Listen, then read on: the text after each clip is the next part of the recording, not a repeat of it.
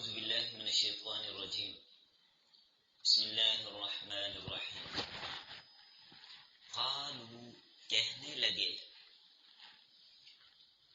انت کیا آپ نے کیا انت تو نے کیا آپ نے فعلت ھذا کی ہے یہ کارروائی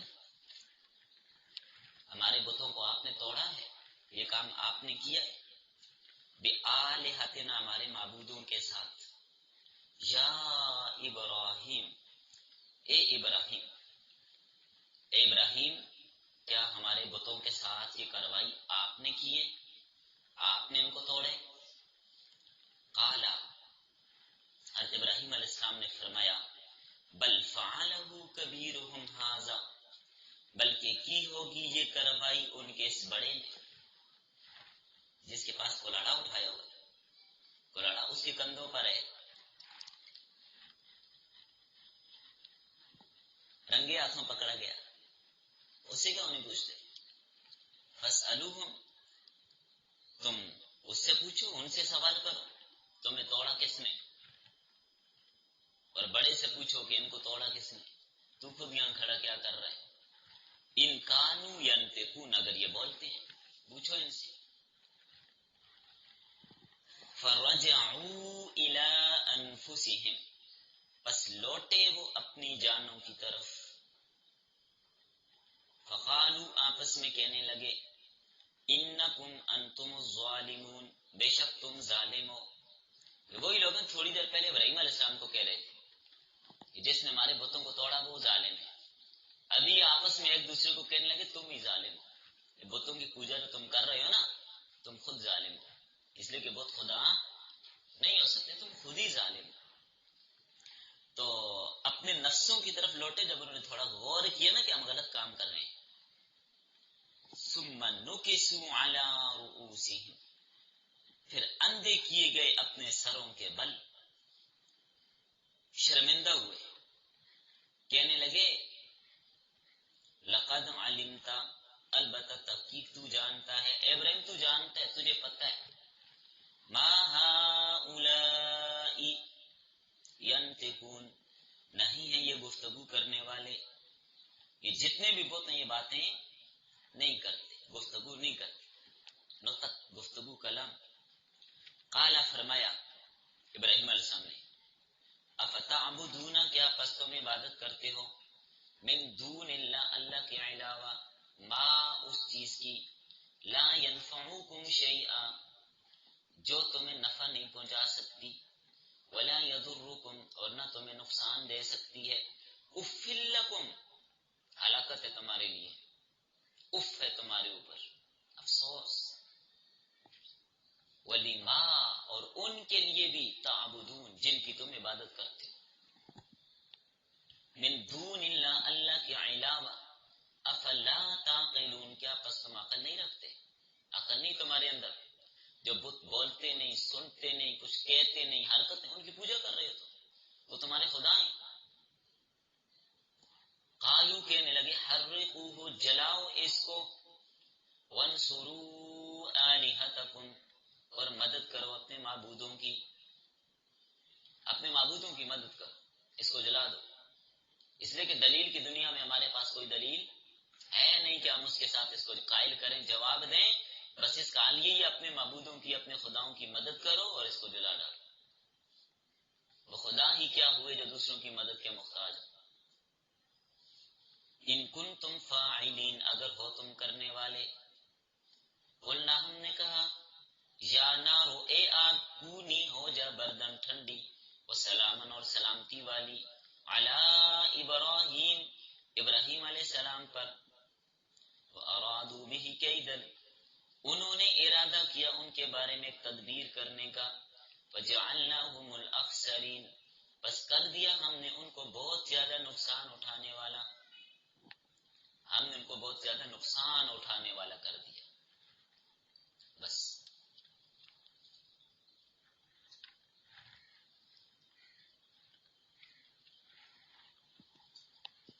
سورۃ الانبیاء کا درس نمبر 11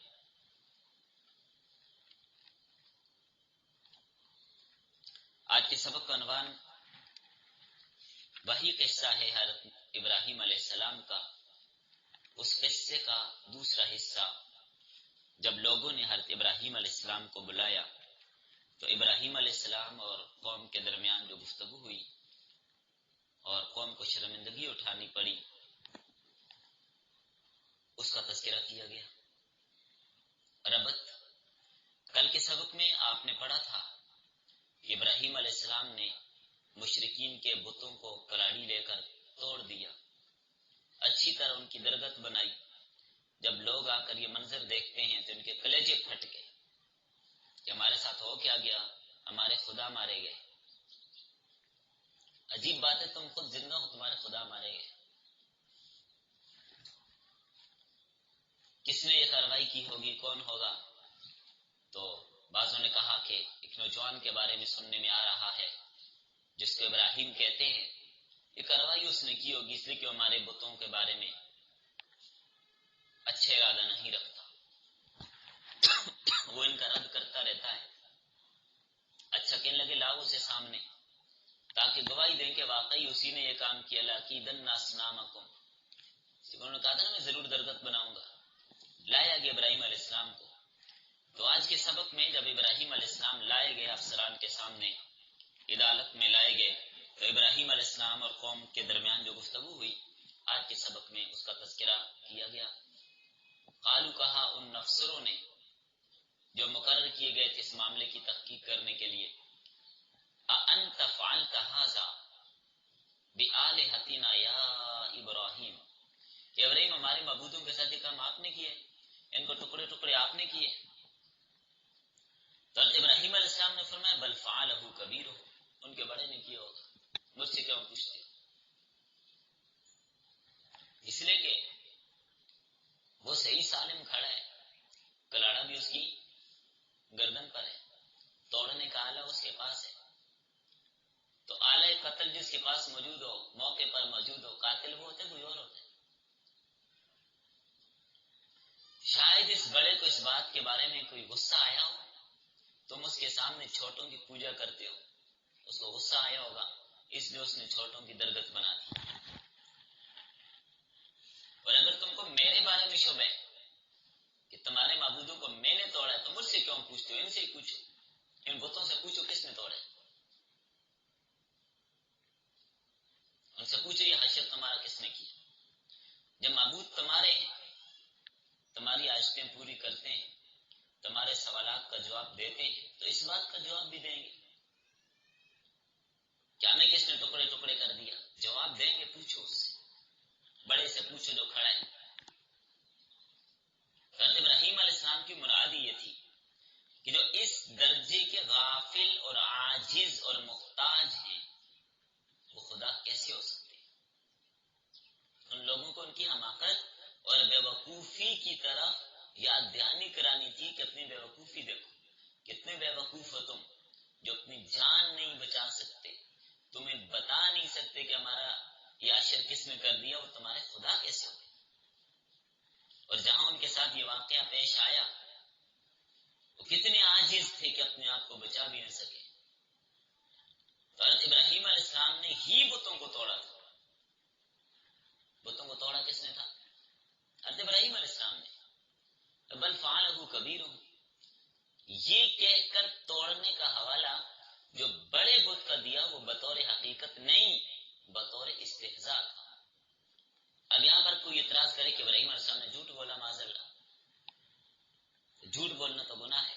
تو ابراہیم علیہ السلام نے کیوں کہا یہ تو حضرت ابراہیم علیہ السلام نے جھوٹ بولا؟ تو بات کو سمجھ کے چلیں کہ یہ جھوٹ نہیں ہے، یہ جھوٹ نہیں ہے. حضرت ابراہیم علیہ السلام نے ان کے ساتھ ایک استہزاء کیا، مذاق کیا. یہ کارروائی ان کے بڑے نے کی ہوگی جو سینہ تان کے کھڑا ہے، پوچھو نا اس سے. کیونکہ دنیا میں مشاہدے کی بات ہے، بڑی مچھلیاں چھوٹی مچھلیوں کو کھا جاتی، بڑے بڑے سانپ چھوٹے سانپوں کو کھا جاتے ہیں، بڑی حکومتیں چھوٹی حکومتوں کو کھا جاتی ہیں. اس سے پوچھو اگر یہ بولتے ہیں، باتیں کرتے ہیں کرنے والے افسر نے فرجعوا الی انفسہم، رجوع کی اپنی جانوں کی طرف، غور و فکر کیا، پھر کہنے لگے ہاں تم ہی ظالم ہو، جو تم بتوں کی پوجا کر رہے ہو خود ظالم ہو کہ اپنے آپ کو ہی نہیں بچا سکتے، ہم کس سے امیدیں لگائے بیٹھے۔ اس کا ترجمہ آپ یوں بھی کر سکتے ہیں وہ اپنی غلطی مان گئے کہ جو اپنے آپ کو بچا نہیں سکتا وہ خدا نہیں ہو سکتا، دوسروں کو کیا بچائے۔ جو انکوائری اور تحقیق کے موقع پر بات نہیں کر سکتے وہ ہمارے کیا کام آئیں گے۔ اور بعض تفاسیر میں یہ بات ہے کہ یہ بات تحقیق کرنے والے افسروں نے مجاوروں کو کہی کہ بے شک تم ظالم ہو، یا تو اپنے نفسوں کو کہا کہ تم ظالم ہو، تم نے ظلم کیا کہ ان کی پوجا کی، یا مجاوروں سے کہا کہ تم ظالم ہو، ساری چھوڑ کے چلے گئے، اپنے خداؤں کی مدد نہ کی، حفاظت کے لیے پہرے دار بھی کھڑے نہ ہوئے، تم ظالم، تمہیں چاہیے تھا وہاں کھڑے رہتے، اگر جانا تھا تو وہاں پر کوئی بندے چھوڑ کے جاتے نا، سارے تم چلے گئے۔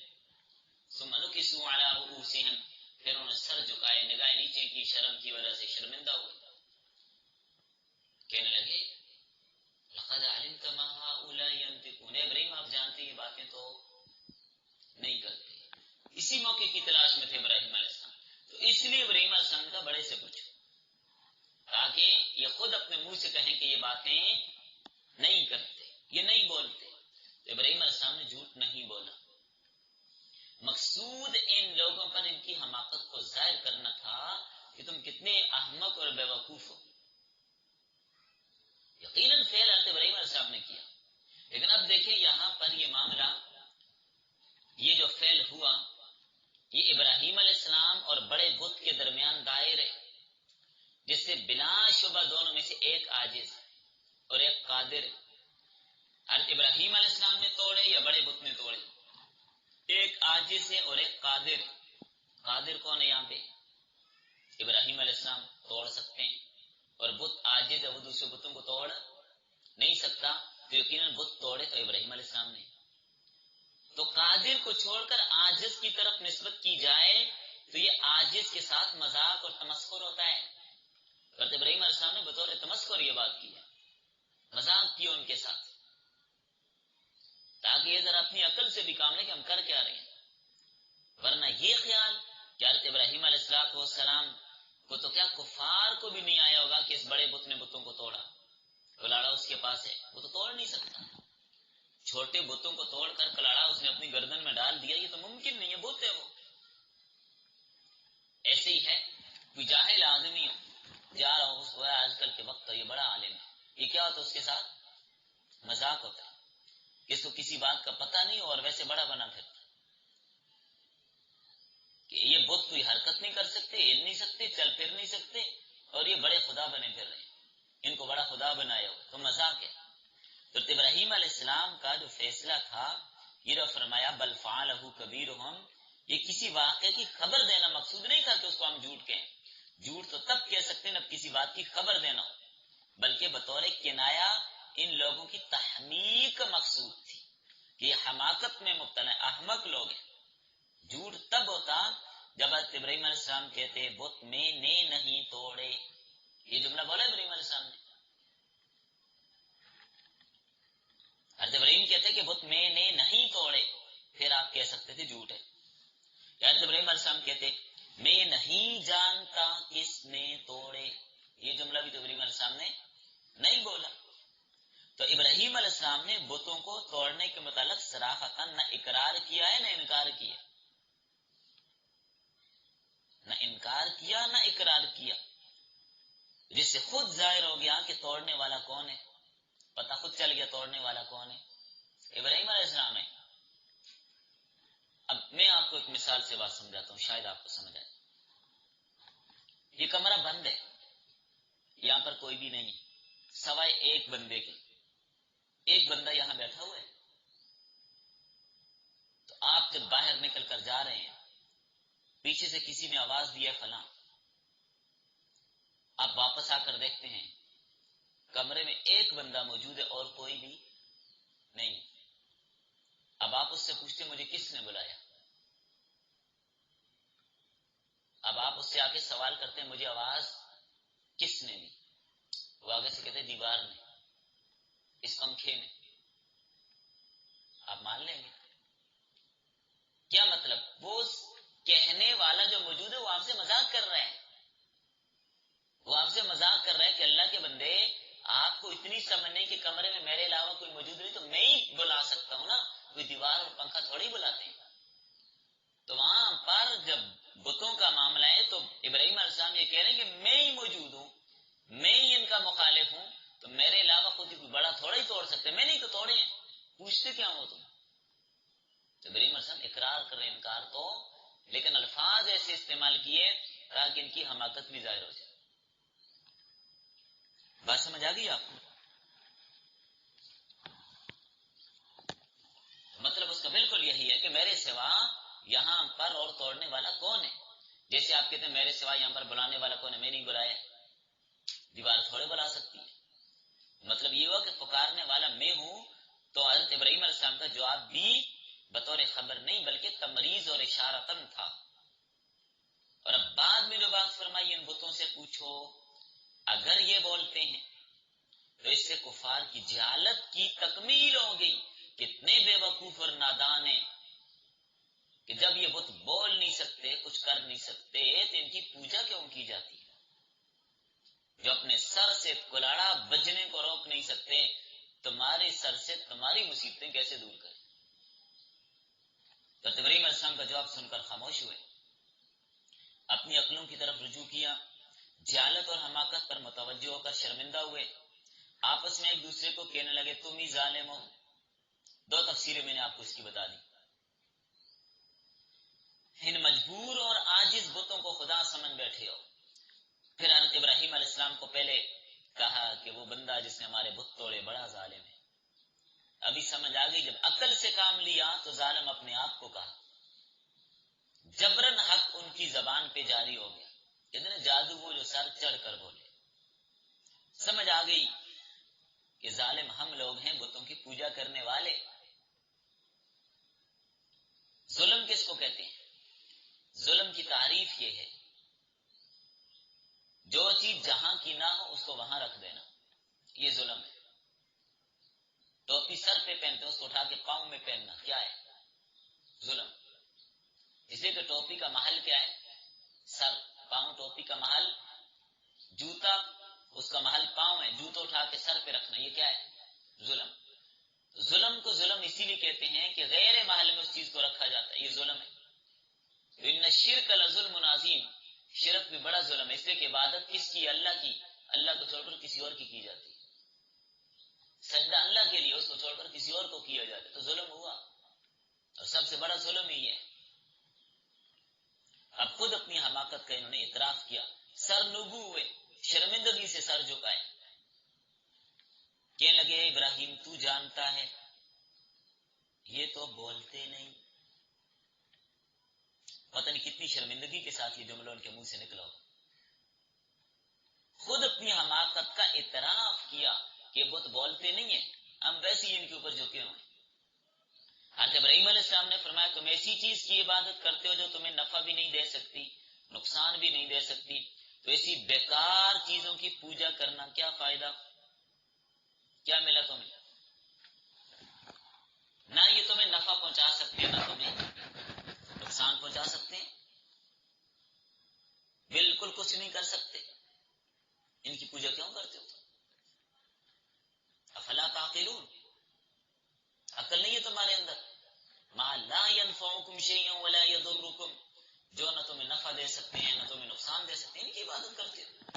اف لکم ولما تعبدون من دون اللہ، ہلاکت ہے تمہارے لیے اور ان کے لیے جن کی تم پوجا کرتے ہو، اللہ کے علاوہ جس کی پوجا کرتے ہو، اف ہے تمہارے اوپر، تف ہے تمہارے اوپر اور تمہارے معبودوں پر، جو اپنے آپ کو نہیں بچا سکتے، تحقیق کے موقع پر، انکوائری کے موقع پر جواب نہیں دے سکتے، تمہارے خدا ہو گئے، تمہیں بیٹھے بیٹھیاں یہ دے رہے ہیں، تمہیں اولادیں یہ دے رہے ہیں، تمہاری مشکلیں یہ دور کرتے ہیں، کیسے ہو سکتا ہے؟ افلا تعقلون، عقل نہیں تمہارے اندر؟ تو یہ ضد تھی، ضد۔ انصاف کا تقاضا کیا تھا؟ ابراہیم علیہ السلام کی گفتگو سن کر جو مدلل تھی ان کی کارروائی کو دیکھ کر عبرت حاصل کرتے. ضد کا دنیا میں کوئی علاج نہیں. الٹا کہنے لگے اس نے ہمارے کلیجے جلائے، اس کو جلا ڈالو. ہمارے بت توڑے ہیں نا، ہمارے کلیجے جلائے، اس کے علاج کرو، تم اس کو جلا دو. کہنے لگے ہر ریپو کو جلا ڈالو، دل ٹھنڈے کرو اپنے. بادشاہ وقت نے اعلان کیا فلاں مقام پر ہم نے آگ کا بھاٹا گرم کرنا ہے، جو اس میں ایسا لینا چاہے لکڑیاں لائے. تاریخ میں لکھا ہے بڑے عجیب عجیب قسم کے واقعات.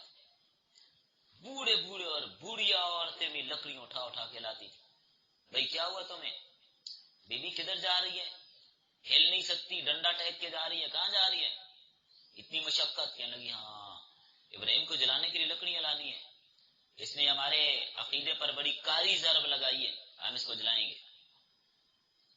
ہمارا عقیدہ عقیدہ ہوتا ہے، غلط ہی کیوں نہ. اب ان لوگوں کی عقیدت دیکھیے، جس نے ہمارے خداؤں کو جلایا، ہم اس کو خداؤں کو توڑا، ہم اس کو کیا کریں گے؟ جلائیں گے. اور ایک بات یاد رکھیے گا، قرآن کریم میں سورۃ الانعام آیت نمبر 108 میں اللہ تعالیٰ فرماتے ہیں وَلَا تَسُبُّوا الَّذِينَ يَدْعُونَ مِن دُونِ اللَّهِ. جو لوگ غیر اللہ کی پرستش کرتے ہیں تو ان کے معبودوں کو گالیاں نہ دو. وَلَا تَسُبُّوا الَّذِينَ يَدْعُونَ مِن دُونِ اللَّهِ. اللہ کے علاوہ جن کی پوجا کی جاتی ہے ان کو گالیاں نہ دو. کیوں؟ فَيَسُبُّوا اللَّهَ عَدْوًا بِغَيْرِ عِلْمٍ.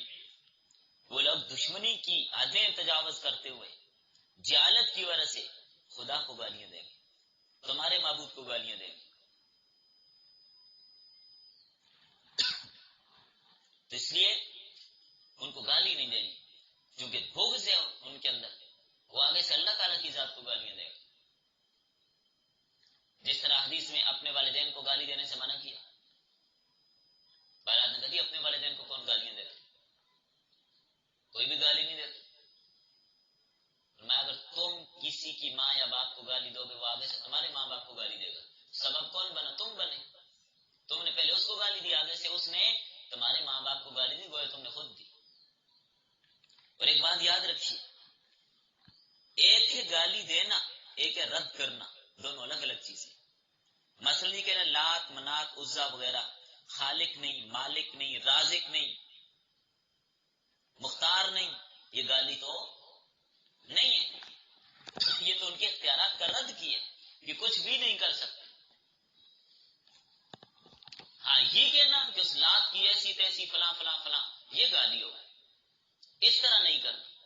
رد کر سکتے ہیں، یہ مطلب نہیں کہ آپ رد بھی نہ کریں. اس سے دونوں چیزوں میں فرق سمجھیں. اگر کوئی اپنے غلط نظریات کی تردید کو توہین سمجھے تو یہ الگ بات ہے، سمجھتا ہے. تردید ہم کریں گے، لات خدا نہیں ہو سکتا، منات خدا نہیں ہو سکتا، یہ بت معبود نہیں ہو سکتے. رد اور چیزیں، گالی اور چیزیں. مشرکین مکہ نے جب مسلمانوں پر مظالم کی انتہا کی تھی تو کچھ مسلمان ہجرت کر کے جب حبشہ چلے گئے تھے. آپ جنہوں نے سیرت کورس کیا، آپ کو تفصیلاً معلوم ہے پورا واقعہ، جو 2 دفعہ ہجرت ہوئی سارا آپ کے سامنے آ گیا تھا. مہاجرین کے تعاقب کے لیے وفد مکہ والوں نے حبشہ بھیجا جا کر ان کو واپس لائیں، جن میں عمر بن عاص اور عبداللہ بن ربیعہ وغیرہ شامل تھے. بڑے ہوشیار اور چالاک آدمی تھے. بادشاہ کے پاس گئے، کچھ لوگ ہمارے ملک سے بھاگ کر تمہارے ملک میں آئے، انہیں ہمارے ساتھ بھیج دیجیے. نجاشی عقلمند آدمی تھا، اس نے کہا دوسروں کی بھی بات سنوں گا، یک طرفہ کارروائی تو میں نہیں کروں گا. اس نے بلایا ان کو بھی، حضرات صحابہ کرام کو بلایا. تو اصول ہے نا، جب دونوں طرف کے احباب موجود ہو تو فیصلہ تب ہوگا. یہ تو نہیں ہوگا بھئی ایک فریق آ گیا پکڑ کے فیصلہ کر، ایسا نہیں ہوتا. حضرت علی رضی اللہ عنہ فرماتے ہیں نبی صلی اللہ علیہ وسلم نے مجھے ایک علاقے کا گورنر بنا کر بھیجنا چاہا تو میں نے کہا حضرت میں کیسے فیصلہ کروں گا، میرے لیے مشکل ہوگی، مشکل مسائل اور مقدمے آئیں گے تو میں کیسے فیصلہ کروں. فرماتے ہیں نبی صلی اللہ علیہ وسلم نے فرمایا تجھے گر کی بات بتا دیتا ہوں، وہ یہ کہ جب تمہارے سامنے ایک فریق اپنا موقف پیش کرے تو فیصلہ نہ کرنا جب تک دوسرا فریق کا اپنا موقف نہ بیان کر دے. دونوں کی بات سننا پھر فیصلہ کرنا. فما زلت قاضیا، میں جج بن گیا. اس کے بعد حضرت علی بڑے زبردست جج تھے،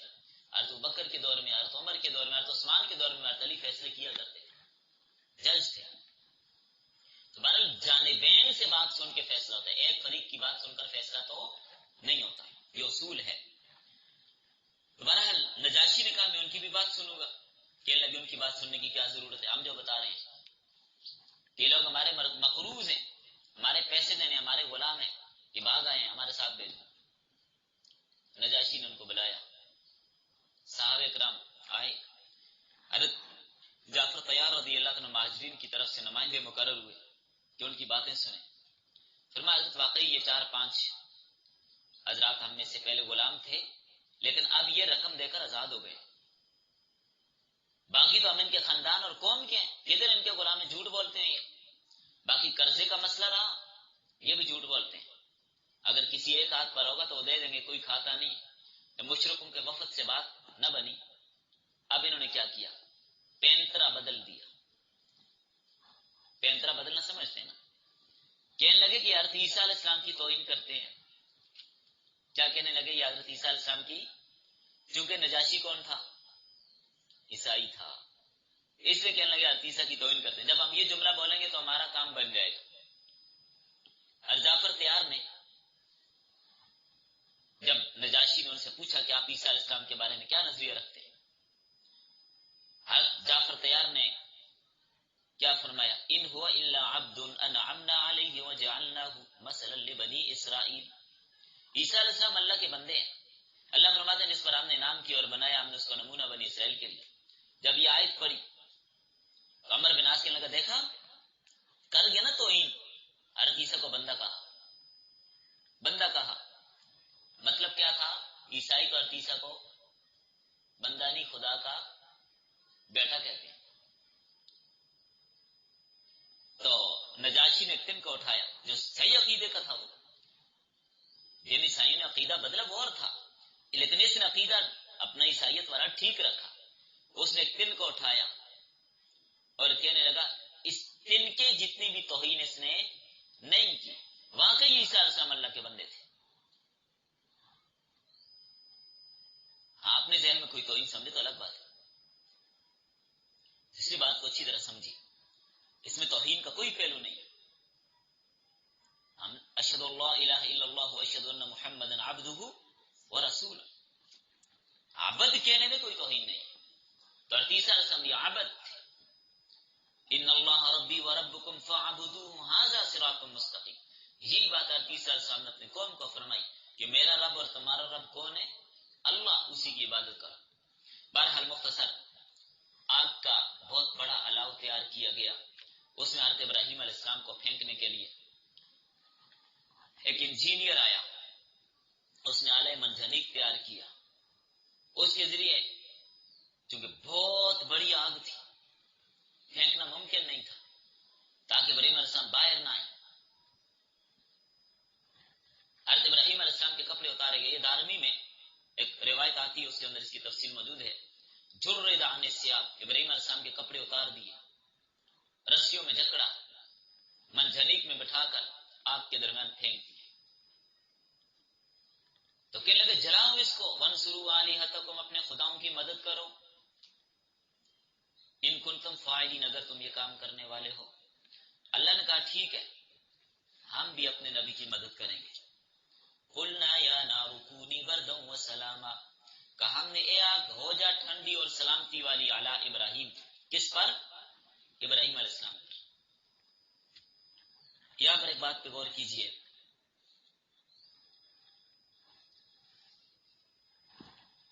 اس آگ کو جب یہ کہا گیا کہ ٹھنڈی ہو جا اور سلامتی والی ہو جا, سلامتی والی ہو جا, اب سلامتی والی کہا کہ اتنی ٹھنڈی نہ ہو جائے کہ خلیل اللہ کو سردی لگنے لگ جائے, اتنی ٹھنڈی کہیں نہ ہو جائے.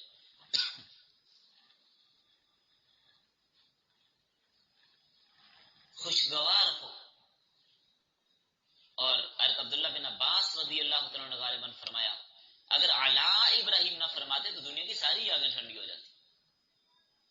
اس لیے کہا ابراہیم علیہ السلام پر جو آگ جلائی وہ ٹھنڈی ہو جائے, ورنہ ساری آگیں ٹھنڈی ہو جاتی. اللہ کی بات تو ماننی تھی آگ نے.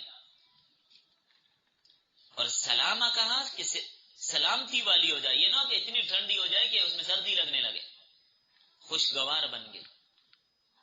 ارکاب فرماتے ہیں آگ نے صرف حضرت ابراہیم علیہ السلام کو جو یہ رسیاں باندھی تھی نا, جلا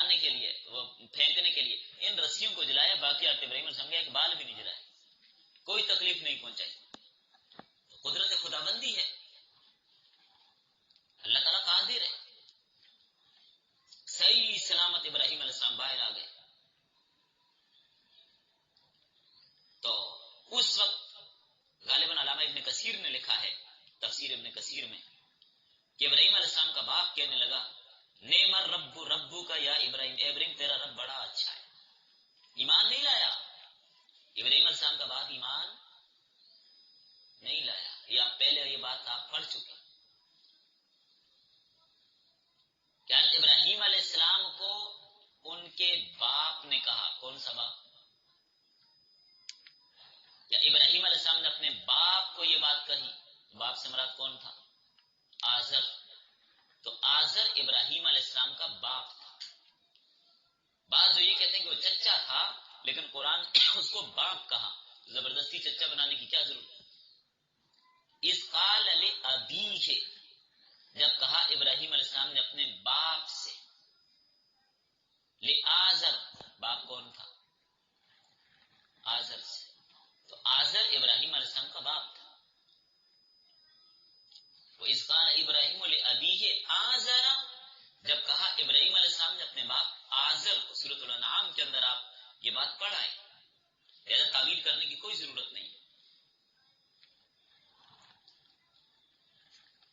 تو بہرحال دیکھیں اللہ تعالیٰ نے نہیں جلایا، بالکل نہیں جلایا ابراہیم علیہ السلام کو. ایک چونکہ اللہ کا حکم جب ہو تو آگ تب جلاتی ہے. فَجَعَلْنَاهُمُ الْأَخْسَرِينَ، پس کر دیا ہم نے ان کو زیادہ نقصان اٹھانے والا، اس لیے کہ ان لوگوں کی مراد پوری اور زیادہ نقصان اٹھانے والے ہو گئے اور شرمندگی اٹھانی پڑی. شرمندگی اٹھانی پڑی. جو مقصد ان کا تھا کہ ہم ابراہیم علیہ السلام کو جلا ڈالیں گے، عوام میں ابراہیم علیہ السلام کی مقبولیت اور زیادہ ہو گئی، لیکن اس وقت ایمان کوئی نہیں لایا ان پر، ایمان کوئی نہیں لایا. تو بہرحال اللہ تعالیٰ قادر ہیں.